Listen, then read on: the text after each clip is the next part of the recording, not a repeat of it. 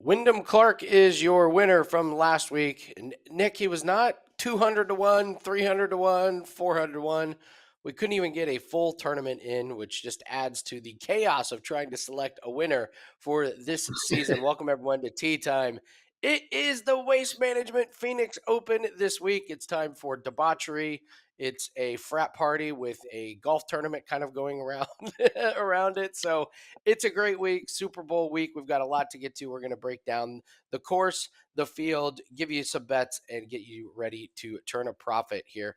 Let's just get right into the course. This is TPC Scottsdale.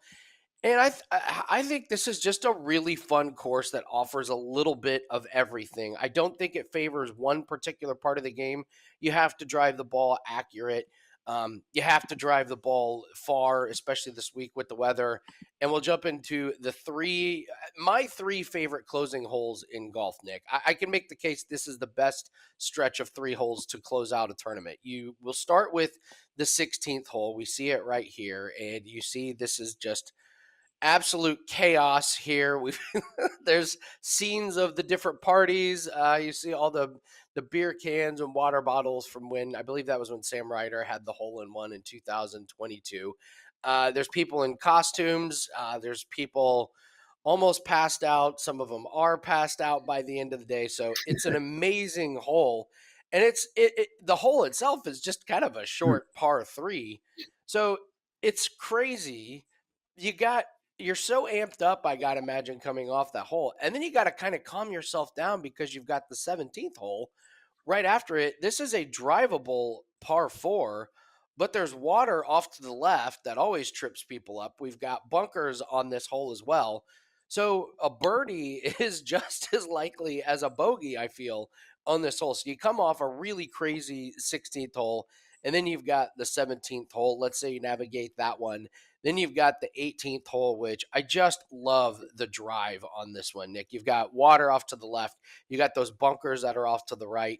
If you do put it in the fairway, it sets up a really nice short approach for a birdie opportunity. But if you're left or right, it's a bogey is absolutely 100% in play. So I think this course this week, if we could take a look at the weather graphic real quick, this is going to make this tournament feel a lot different. I think it's going to look a lot different.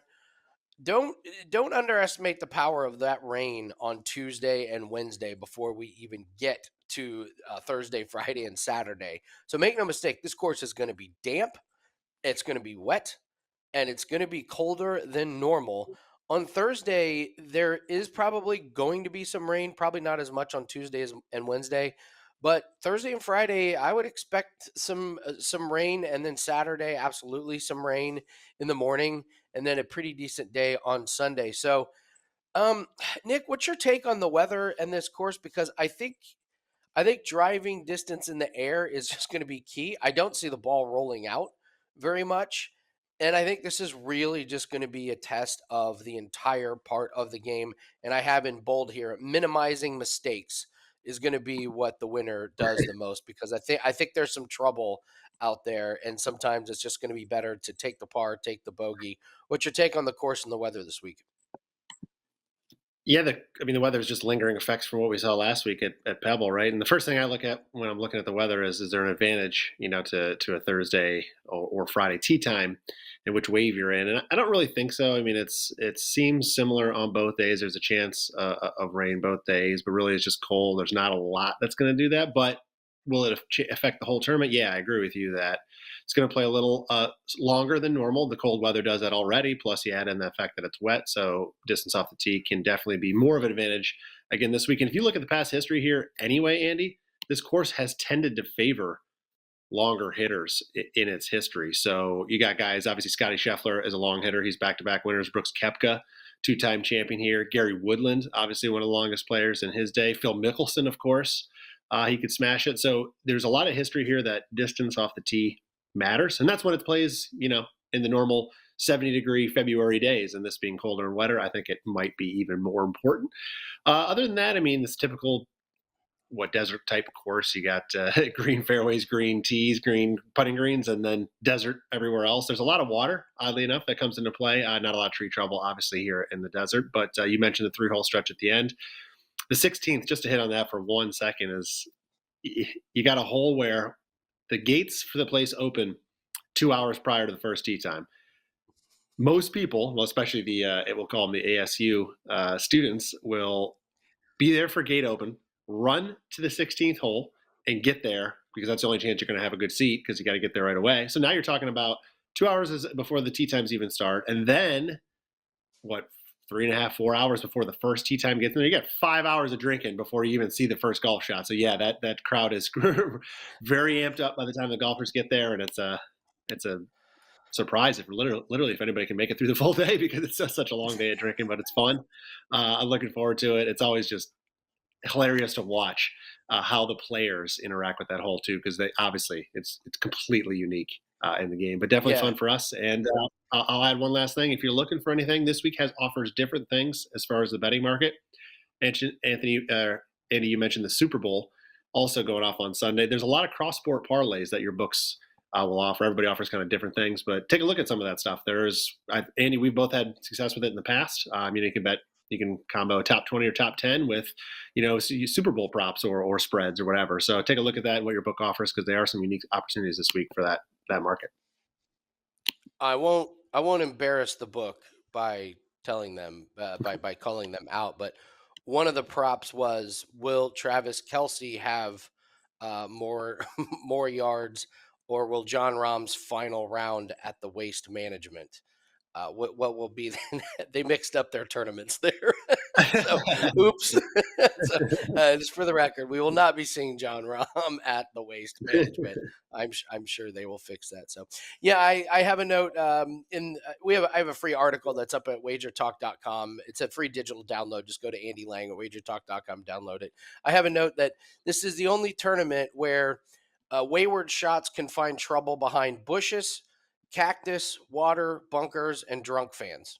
Dude, it's the only tournament it's the only tournament you're going to play where you possibly could have to navigate every single one of those things. But it's always wild, Great. and it's one of the tournaments where the fans are the stars of it. So let's go to total strokes gained. This is where we take a look at the total strokes gained for the last 6 months as well as 12 months and 3 months. So Victor Hovland is out. Xander Schauffele is out of this tournament. Very strange. So this is an odd field this year. It's like Scheffler, Thomas, and then it just feels like, man, take your pick on anybody. So walk us through this chart here, Nick, and what can we take away from it?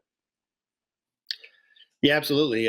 So far this year, you can just take this chart and crumble it up and throw it out the window because it hasn't helped at all. We're 0 for 5 now in picking the outright winners with these top 10 guys. But longer term history here, going back to the beginning of 2022, you can see it up at the top in the green there. 50 of 92 tour events since the start of 22 the winners have been in this top 10. So it still is a very good place to start when you're looking for outright betting. Of course, they're always your betting favorites as well. So you can see the graphic, and Scottie Scheffler leads the way. What's amazing is how much his strokes gained are higher than the rest of the field. I mean, look at him compared to Max Homa in number 2, a full almost 1.25 strokes gained more than anybody else in the field over the last 12 months. Of course, we know he can not roll the flat stick all the time as well, but just shows how good he is tee to green. Then I put that into trends, Andy. We always talk about the last 12 months, 6 months, and 3 months. We want to see those trends continuing. Guys like Ricky Fowler, as you could see, got a hot streak last year, got that win, of course, but has really trailed off since then. And then you're going to know Wyndham in there going off the last 3 months as well. Of course, he wins last week, and you have to wonder what would his result have been last week had they played that 4th round. Basically, he won that tournament on one good round. Normally, that takes more than that, but it is what it is. And Justin Thomas, you mentioned him as the second favorite this week, Andy, and his numbers over the last 6 months, a guy that was really struggling with his game a year ago has just absolutely turned it on. And I had him last week. We previewed him. I really am disappointed I'm going to see him with a possible chance to win, but such is life, and we move on. But this is your top 10. I threw in a couple notables of guys that are playing very, very well, consistent. Ben On, JT Poston, who we seem to talk about every week, and Minwoo Lee as guys that are playing well and trending in the right direction as well. Absolutely. It's a great chart. Got to know who's been playing hot over the last year and then who's kind of tailed off and who's been playing better as of late. So, yeah, Justin Thomas, it feels like that putting stroke is back. And man, when that guy gets going with the putter, look out. Yeah. There's a reason why he's been number one. So, if you guys are watching this on Tuesday, take advantage of $5 plays on wagertalk.com. We each have the chance to put up one play for $5. Great advantage to get a play maybe in a sport that you're not used to, or just to use it on your favorite handicapper. I have an NHL play that is up right now. We're hitting 69% of our hockey plays. We're pretty low volume, but we did have a play last night, cashed that one. So we're looking to cash it again and really add to the profit. So it's only $5 for an NHL best bet up at wagertalk.com. Super Bowl is obviously this weekend. I've got a 5% pack that's up there now. It's got a 5% and a 4% attached to it. All of our prop plays will be included in that at wagertalk.com. Guys, please hit the like button and leave us a comment. Lets us know just what you guys are thinking for this week. Who do you like? Is there a matchup you like, a prop you like for the waste management? If you find a really good cross-sport parlay, let us know in the comment section. Please hit the like button. Lets us know that we're doing a good job, and it really helps the algorithm out. Nick, let's take a look at players that can trip you up. These are 3 players that I think are going to be popular picks this week, and I would say slow down and be careful. And the first, you already mentioned him. I don't know if there's been a more obvious players that can trip you up this so far this year, but it's Wyndham Clark coming off of the win last week. He shot minus 17 through 3 rounds. Minus 12 was in one of those rounds. He was only minus 5 in the other 2 rounds. That is the round of the year. I think you can go ahead and wrap that up. That is just, I don't know if that one's going to be topped. I think there's going to be a lot of overreaction to it this week, especially because he finished 10th here last year. But the 3 previous years, miscut 36th and 34th. So it's not like he's got great course history here, but he's priced as a top 7 favorite this week. Way, way too overpriced, in my opinion. I hope I get a great head-to-head against him because this is a classic, obvious regression spot for Wyndham Clark. He really has not been that great in the previous couple tournaments. So Wyndham Clark is a player that I think people are going to gravitate towards just because of the win last week. Not for me. I'm going to fade Sam Burns as well. This is a guy that's finished 6th and 10th the last 2 weeks, so he appears to be in great form. So why are we fading him? Well, if you followed Sam Burns' career, you know consistency is not his strong point. Nick, I went back and looked. So in his entire career, he has finished top 10 3 weeks in a row only one time in his entire career. And that was in the fall tournaments with very weak and very small fields in the COVID year. That's the only time that he's finished top 3, or I'm sorry, top 10 3 weeks in a row. So he's coming off a 6th and 10th, and I'm just going to play the trends that Sam Burns kind of regresses back here. He's plus 1.21 strokes gained to putting in 2024. That is an anomaly. Over the last 12 months, he's only plus 0.66 in the last 12 months. So I just cannot invest in Burns until he demonstrates consistency. He's one of the tougher guys to try and bet on and bet against. You never know what you're going to get. I will not be investing in Sam Burns. And finally, Max Homa is my last guy. Top 4 priced favorite this week? No, thank you. He was bad last week. He does not have any top 10 finishes in his last 4 tournaments. And he really just doesn't play that well here. He's finished 39th, 14th, and 42nd the last 3 years here. That's kind of surprising to me because you would think that he would love this style. You would think he would embrace the fans much more. You think he would I don't know, have a mental advantage, and you would have a lot of fans, behind him, but it just hasn't really panned out. His putting has been pretty bad so far this season, minus 0.29 strokes gained putting in 2024. I guess I understand why he's priced as such a big favorite because you have some of the other bigger names dropping out, but the stats and the finishes don't correlate with his price here this week. So Max Homa is a guy that's overpriced. Again, I would hope to get him in a good head-to-head matchup. So Wyndham Clark, Sam Burns, and Max Homa are three players that I believe can trip you up. Nick, let's go ahead and talk about an outright winner. Tell everyone what you have up, where we can find you at. You hit a soft spot for me there with Max Homa last week. He was my 5% first one of the year, and I don't know if the fourth round would have did me any good, but it was a disappointing finish. Nonetheless, right now, Andy, we have a great promo going up. We have the MLS season kicking off in 2 weeks' time, and I'm on 5 straight winning seasons, plus 60 units last year. So we have the full season kicking off. It goes all the way through to first week of December. So it's a long season, and you can get the MLS season plus the rest of the golf season, which is through the Tour Championship in September. Combo of both, all for $349, which is basically half off. Normally they're priced individually, and a combo price is $699. So half off, get both. And again, the MLS definitely worth it just by itself. And looking forward to get that season started. So before we get, or I guess on that note, I'll move into our outright winner this week, Andy. I haven't hit it yet. I felt pretty good last week. I thought JT could do it for us. This week, I'm looking at Ben On. You may see him listed in your sportsbook as Byung Hun On, but he goes by Ben. This is probably no surprise to you, Andy, that I've circled in on him this week. 30-1 or better on his number right now, I think is great value. The guy is, he kind of disappeared off the face of the PGA Tour because he actually did in 2022. He didn't keep his card. He fell down to the Korn Ferry Tour, but he's made a strong return last year. He especially kicked it into high gear in late summer. He finished tied for third at the Scottish Open and tied for second at the Wyndham Championship, and then sandwiched in between the two was a tie for 23rd at the Open. Oddly, though, he took off the entire fall season from all competition. He wasn't playing on any tour anywhere. So from that BMW Championship all the way until Hawaii was his next start, he was off. Hopefully he was spending a lot of time working on his game, and rust did not show. He came back the beginning of this season with very, very good finishes. He finished solo fourth at the Century and then almost won the following week, finishing runner-up at the Sony Open. He wasn't as strong last week at Pebble, finished tied for 31st. Of course, we know last week was a little bit of a weird tournament to say the least. But he lost strokes, Andy. This one's telling for me. He lost strokes off the tee, which snapped a streak of 17 straight starts that he had gained strokes off the tee. So I'm banking on that being just an anomaly, as the guy absolutely bombs it. He's one of the longest hitters out there. And, as I mentioned before, this course has proven or shown that it rewards length off the tee.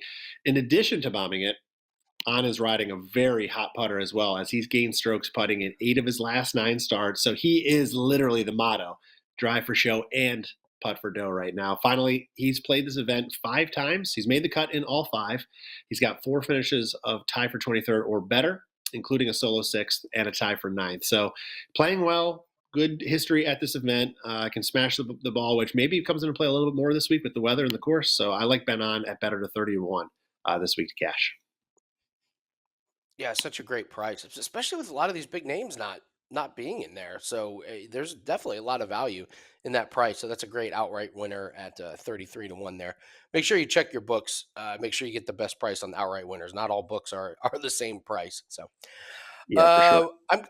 I'm going to throw I'm going to throw a bet at Nick towards the end of the show, which is a prop, and I love it. I checked it with 2 people last night. One told me they loved it. One told me I was insane. So Nick, you're the tiebreaker. So at the end of the show, we're gonna get to my favorite prop for the waste management.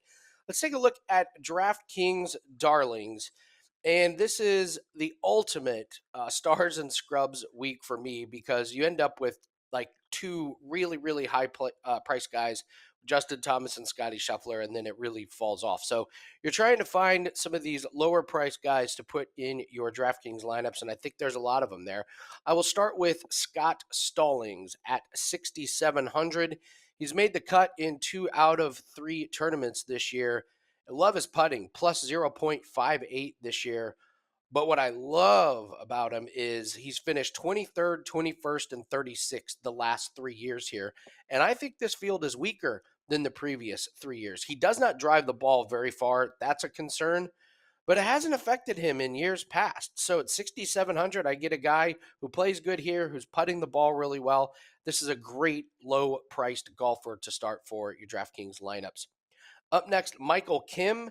He's having a really good start to the year. He's made the cut in all three tournaments this season. He has not played this tournament in a few years, but he has the 13th best total strokes gained in this field for 2024. I'm sure he's off of everyone's radar, but a guy that's in really, really good form at 7,100 is worth the investment in your DFS lineups. And finally, Kurt Kitayama at 7,200. Finished top 40 in all three tournaments this year. He's played here one time. That was last year, and he finished 23rd. So this price just feels great. His putting has not been good, but the rest of his stats are fantastic. Off the tee, great.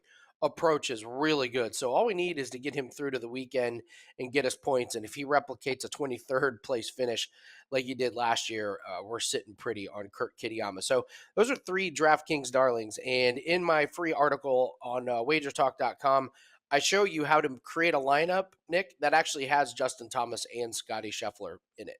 So there's a way that you can have a really solid DFS lineup with the top two guys, Thomas and Scheffler, by investing in some of these DraftKings darlings. So I always, whenever we have Kurt Kitayama involved, I will never forget. I was at the U.S. Open years ago when Kitayama was playing, and we had a head-to-head matchup, and he was the very last group, and it was a round matchup, and it was really close.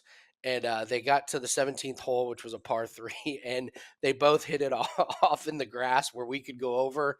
And Kitayama couldn't find his ball, so we ran over trying to help him find his ball, and he found it. And there were ropes, and I look over, my buddy's like pulling the stakes out of the ground and trying to make it easier for him to hit his ball.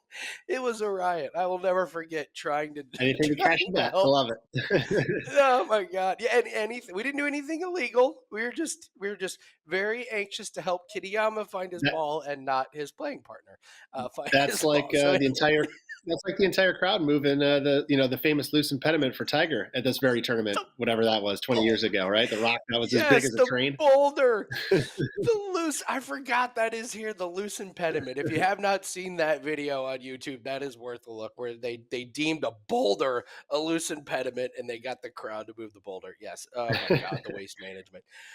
All right, let's take a Nick. Let's take a look at finishing position, and no surprise here. This is a theme. I don't think people adopt this strategy enough. Ride the hot hand on some of these guys. You can make money off of these golfers. And Nick, you and I both know these guys go through hot streaks and cold streaks. And when a guy Yep. is hot, let's just keep riding him. So I love that this name popped up. Who are you looking at this week? Yeah, it's a definitely a I don't want to say a repeat, but it's Postman again. We had him last week. I think we've put him up more than once already this season. Eric Cole is a guy we rode, 4, 5, 6 weeks in a row, cash, cash, cash. Eventually they're going to fall off and miss, but you're going to hit 3, 4, 5 times before that happens. And Poston is definitely delivering the goods in that department. He missed the cut here last year, but he does have solid finishes of tie for 23rd and tie for 11th in the previous 2 seasons, and he has made the cut in 4 of 5 starts at this tournament overall. But as we talked about last week and on previous shows, Andy, this is not the same Poston as in years past. Since the John Deere Classic in July, he's finished in the top 25 in 11 of his last 13 starts. He slogged through Pebble last week. He finished exactly tied for 20th, so we got paid on that. And he's played in each of the first 3 events of 2024, finishing 5th, 6th, and tied for 11th. So he's a perfect 4 for 4 with top 20 finishes so far this season. His weakness really is only his driver. He's not long, and he's really not super accurate for that matter, but his approach game is fantastic. He's gained strokes in 11 of his last 12 starts. And putting, there's nobody better. I mean, he's gained strokes in 13 straight starts. He ranks number 1 in this field in strokes gained putting over the last 6 months. His finish last week was single-handedly because of his putter. So even if he's not striping it all over the golf course, that putter will keep him in the mix. And I don't see that. I mean, nothing's showing the signs that he's going to slow down with that putter. So I'm going to ride Poston one more time. You can get him at plus 145 for a top 20 finish. I think it's great, great value. And I expect to see him near the top of that leaderboard again on Sunday. Yeah, just incredible prices, plus 145 on a guy that just keeps cashing. So absolutely keep riding him. Yeah, he was a great DraftKings darling. The books have caught up to him, so he's no longer a DraftKings darling. He's kind of a DraftKings stud uh, at that point. Yeah, great work. Love posting. Let's keep riding him on these top 20 finishes. So I'm going to get to this bet that I teased earlier, but please hit the like button, leave us a comment, tell us what you like for this week. Make sure you go check out Nick Mormon at wagertalk.com. That MLS special is absolutely fantastic. Nick, tell us about that one more time before I get to my free bet for this week. Yeah, MLS full season, which starts in 2 weeks' time, towards the end of February, and runs all the way through the first week of December. So you get every play, 5 straight winning seasons at MLS, and going for 6 this year. Plus, you get that along with golf through the rest of this year, which is the Tour Championship at the beginning of September. So both golf and MLS, and of course, golf last year we hit 12 outrights. Don't have one yet, so you haven't missed anything, but they're going to come. Looking forward to the rest of the season, but both combination 349. You get both seasons in full all the way through, and it's a great value. It's half off what the normal prices is of them individually. So definitely worth checking that out right now before we get that first outright winner in golf, which could be this week, Andy. I believe it. Yeah, this string of these insane finishes are not going to, it's just not going to continue. So 5% Super Bowl pack is up at wagertalk.com. If you're watching this on Tuesday, go grab that $5 NHL play. We're hitting 69% of our bets this year. Looking forward to another winner tonight. All right, here's my best bet. This is only minus 105. There will Okay. not be a hole in one this week, and it is all because of the weather. I went back and I watched. This is what I did last night. I'm not proud of it. I watched all the holes in one that from the Phoenix Open. So Ricky Fowler had one last year, except his wasn't even on the 16th. It was on like the 200-yard par 3, like the 7th, I Okay. believe. In 2022, we had 2 holes in one. We had Sam Ryder and we had Mm, Carlos Ortiz, and then a few here and there. Here's what they all have in common: the ball rolled a long ways because the course was dry. We're not going to see the ball roll that much on these greens. The ball is going to hit the green and kind of stop. I'm not really sure where all the spin is going to come from. Add to that the weather's going to be a little bit nippy, colder than used to. I think it's going to affect some of the tee shots and some of the swings. But you need roll to get holes in one. Like when you get a hole in one, it's not that you just fly it and it lands right in the hole. It's you get it, it spins, and it rolls a distance in there. The one for Ricky Fowler rolled a mile and it went right in there. The one from Carlos Ortiz had a lot of roll. It rolled in. Sam Ryder gets the side spin, it shoots across right into the hole. I don't think they're going to get the spin on the ball this week. And we've had 3 holes in one in the last 2 years. Dry conditions. I just think this weather is going to prevent any type of hole in one. They're probably going to get close on some of them, but the proximity to the hole is going to have to be a lot closer this year. And I think you're getting fantastic odds at minus 105. That is one of my favorite bets for this week. What do you think?